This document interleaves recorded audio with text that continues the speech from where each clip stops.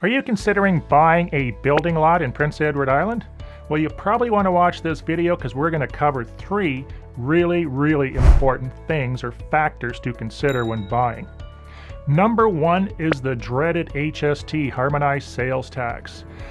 If the vendor is a commercial entity or a developer, in a lot of cases they'll have to charge you a 15% federal sales tax over and above the purchase price. So on a $50,000 to a $200,000 lot, that's a ton of cash.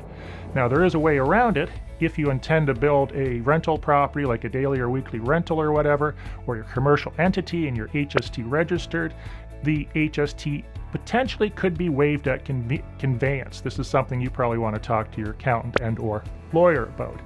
Secondly, protective and restrictive covenants. These are the rules that stipulate what you can and cannot do on that property.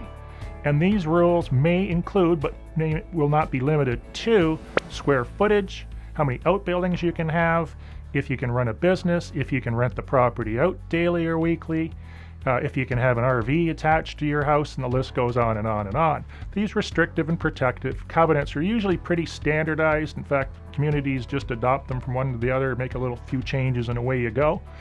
But in some cases, they can affect the resale value of the property. For instance, we have a community or more that will not allow daily or weekly rentals. This would preclude a lot of commercial or investment type people from buying that property down the road, therefore diminishing the overall value and saleability.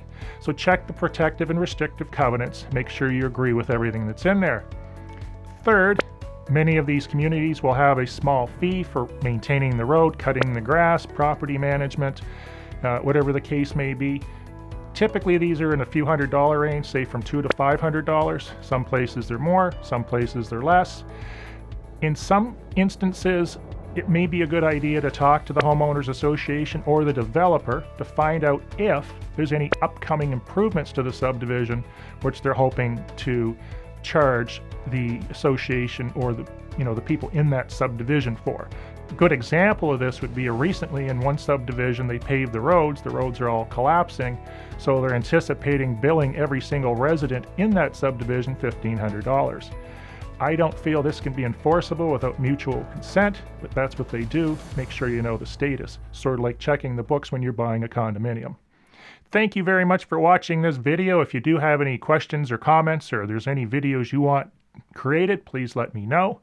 Be sure to press the subscribe button below, press the little bell symbol beside it, give the video a thumbs up, and for PEI real estate listings before they hit MLS, there's a couple different sources. One is my mailing list at michaelshomes.com, which will also share with you PEI real estate tips, tricks, and traps. And the other thing is my Twitter feed at Michael_768. So check both of those out. Have yourself a great day. Thanks for watching.